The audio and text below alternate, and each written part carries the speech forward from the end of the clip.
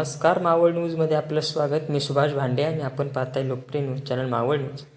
आंबळे येथील शेतकरी विष्णू आंभोरे यांच्या शेतजमिनीमध्ये अवैधरित्या उत्खनन केल्याबद्दल तळेगावमधील प्रसिद्ध उद्योग समूह RMK अर्थात काकडे ग्रुपवर विष्णू आंभोरे यांनी आरोप केले आहेत.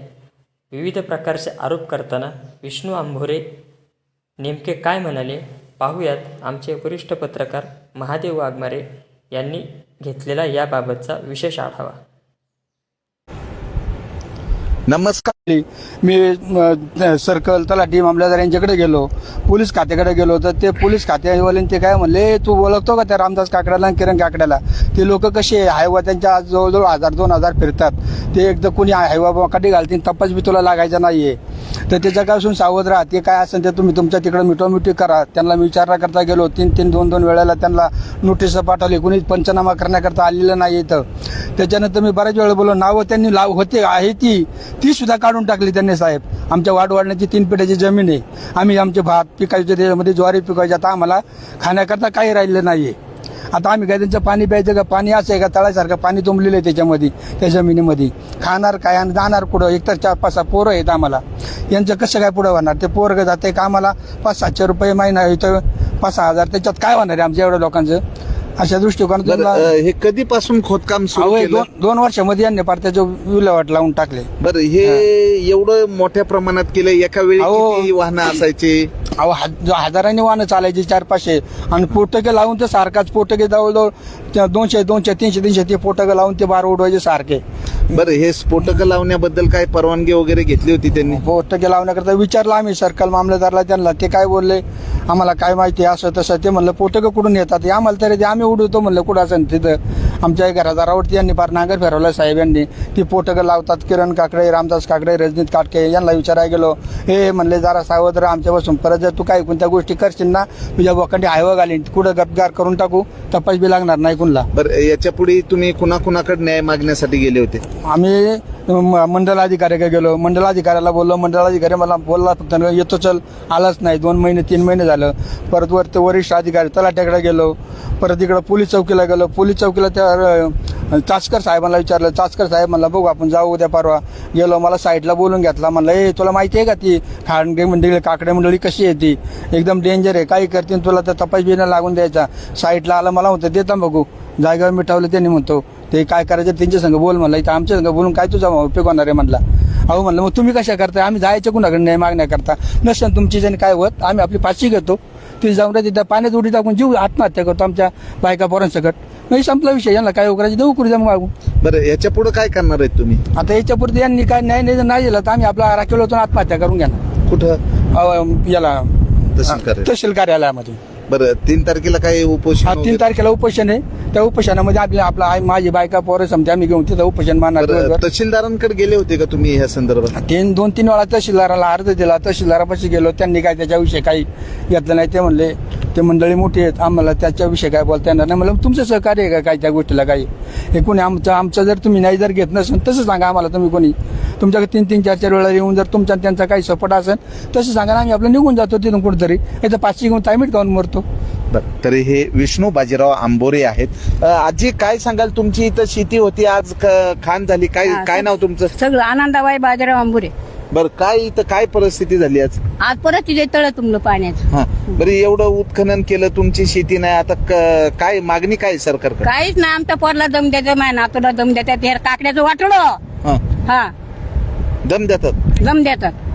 बरं, आता शेती गेलेली आहे. आता ही शेती करायची म्हणलं तर तुमच्याच्यान काही शक्य नाही. शेती कशी करायची आता? आता पाण्याचं तळ झालं साहेब. आता कशी काय करायची सांगा ना मला. आता कसं काय करायची शेती? हा बरं, कुणी केलंय हे? काकड्याने केलं. माझ्या पोरला दम देतात, माझ्या नातूला दम देतात. मी दम दिलं तर मी जागणार नाही. यांचं वाटोळं करीन. बरं, ह्या आजीचा संताप आहे. काय सांगाल आता? तुम्ही इथं शेती करत होता तर आज काय परिस्थिती झाली तुमची? शेतीत काय झालंय आज? आम्ही गवत बित काढत आता इथं काही राहिलं नाही. आम्हाला पोटभर आहे, काही पिकत नाही आता इथं. बरं, काय नाव तुझं? काय सांगते? अक्षय विष्णू आंभोरे. काय झालंय नेमका अन्याय? आमच्या वडिलोपार्जित जागा आहे आमची. आमच्या वडिलोपार्जित जमिनीमध्ये आमची असलेली नावं देखील त्यांनी उडून टाकली. असलेले नाव उडवली. आमच्या जागेत स्फोटके लावून आमच्या जागेमध्ये दगड माती सगळं काढून नेलेले. आम्हाला खाण्यासाठी शेतीत काहीच ठेवलेलं नाही. आमचा एकच पर्याय होता शेती. आम्हाला आता त्यांच्यामुळे आम्हाला काम करण्यासाठी MIDC मध्ये कामाला जावं लागतंय. बर काय नाव तुमचं, काय सांगाल? उषा मोडवे. बर काय नेमकं काय तुमच्यावर इतका मोठा अन्याय झालाय? तुमचा डबर मुरी शेती चोरीला गेली, केवळ इथं दरी उरली. आमचा त्याच्यावरती उदरनिर्वाह होता. हा काकडे साहेबांनी असं नव्हतं करायला पाहिजे. त्यांचं त्याच्यावरतीच आहे पोटपाणी. त्यांना समजायला पाहिजे होतं की त्यांनी असं नाही करायला पाहिजे ना, पण केलं त्यांनी आता हे सगळं असं. तर महसूल विभाग आणि पोलीस विभाग नेमकं करतंय तरी काय? यामध्ये परिस्थिती अशी झालेली आहे की पूर्वाश्रमाची शेती आणि शेतकरी आहे, या शेतकरी जे आहेत या शेतकऱ्याच्या शेतीमध्ये भला मोठा या ठिकाणी दरी निर्माण केलेली आहे. आम्ही ती दरी दाखवत आहोत की उत्खनन करण्याची ही जी काही या ठिकाणी परिस्थिती जर पाहिली तर इथं आता ही शेती जाऊन या ठिकाणी तलाव झालेला आहे. तर 61 हे जे आंबळे हद्दीमध्ये जे आहे 110/1 अ आणि 110/1 ब या ठिकाणी पूर्ण या ठिकाणी दरी निर्माण केलेली आहे. 200-300 फूट खोल खोदलेलं आहे आणि एकाच वेळी 500,000 हैवानी इथला दगड बुरुम काढून घेतलेला आहे. तर या शेतकऱ्याला न्याय भेटन का? गोन खनिज उत्खनन विभाग करतंय तरी काय? दरवर्षी ऑडिट केलं जातं, पण या ठिकाणी या विष्णू बाजीराव आंबोरे हे जे शेतकरी आहेत या शेतकऱ्यावर मोठा अन्याय झालेला आहे. तर या अन्यायाला वाचा फोडण्यासाठी 3 जुलै 2026 रोजी आंबोरे कुटुंबीय मावळ पंचायत समितीसमोर 1 दिवस लाक्षणिक उपोषण करणार आहे. आणि इथली ही शेताची परिस्थिती पाहिल्यास कळते की इथं काहीच उरलेलं नाहीये. इथला डबर मुरुम माती सर्वच चोरीला गेलेला आहे. आणि या संदर्भात विभागीय आयुक्त, जिल्हाधिकारी, त्यानंतर मावळ मुळशी प्रांताधिकारी, तहसीलदार, मुख्यमंत्री देवेंद्रजी फडणवीस साहेब, पोलीस आयुक्तालय, पोलीस निरीक्षक, तहसीलदार सर्वांनाच या ठिकाणी निवेदनं दिलेली आहेत. तर बघूयात या शेतकऱ्याला न्याय मिळतोय का? काय या शेतकऱ्याला याच तळ्यामध्ये शेतकरी सांगतोय की याच तळ्यामध्ये माझ्यावर जीव देण्याची वेळ आलेली आहे. तर सरकार या उत्खनन माफियावर काय कारवाई करणार हे लक्ष लागलेलं आहे. तर बघूयात या ठिकाणी जे शेतकरी आहेत या शेतकऱ्याची परिस्थिती इतकी भयानक झालेली आहे की शेती गेल्यामुळं यांना MIDC मध्ये मिळेल ते काम करून जगावं लागतंय. अशा परिस्थितीमध्ये हे आंबोरे कुटुंबीय आहे आणि आंबोरे कुटुंबीय हे दहशतीखाली. काय तुम्हाला काय पोलीस प्रोटेक्शनची गरज आहे? काय सांगाल? हो पाहिजे ना. ह्या लोकांचा जर नाही उद्या काय बी करू शकतील, मारून टाकतील. तरी पोलीस जर नसेल तर आम्ही काय करू शकणार आहे ना. एकतर रानामध्ये राहतोय आम्ही. याच्यावरती आम्हाला काहीतरी त्यांनी पोलिसांनी संरक्षण द्यायला पाहिजे ना. उद्या काही नियम नाही पण त्या लोकांचा काय करतील, काही येऊन घरामध्ये त्याच्याकडे आज लोक आहेत, हजारांनी लोक आहेत, ते काय बी उद्या येऊन करू शकते ना आम्हाला. बरं काय सांगशील अक्षय, तुमच्या कुटुंबाला काय पोलीस संरक्षण पाहिजे? संरक्षणाची गरज आहे आम्हाला. धमकी दिलेली आहे आम्हाला 4-5 वेळा जीव मारण्याची. वडिलांना धक्काबुक्की केलेली आहे. 2-3 वेळा आम्हाला धमकी दिलेली आहे त्यांनी. संरक्षणाची गरज आहे आम्हाला. बरं काय सांगाल, कुटुंबाला काय संरक्षणाची गरज? त्यांची आता परिस्थिती नाहीये की कोण त्यांना पाठिंबा देऊ शकतोय. त्यांना पाठिंब्याची गरज आहे. संरक्षण दिलंच पाहिजे पोलिसांनी.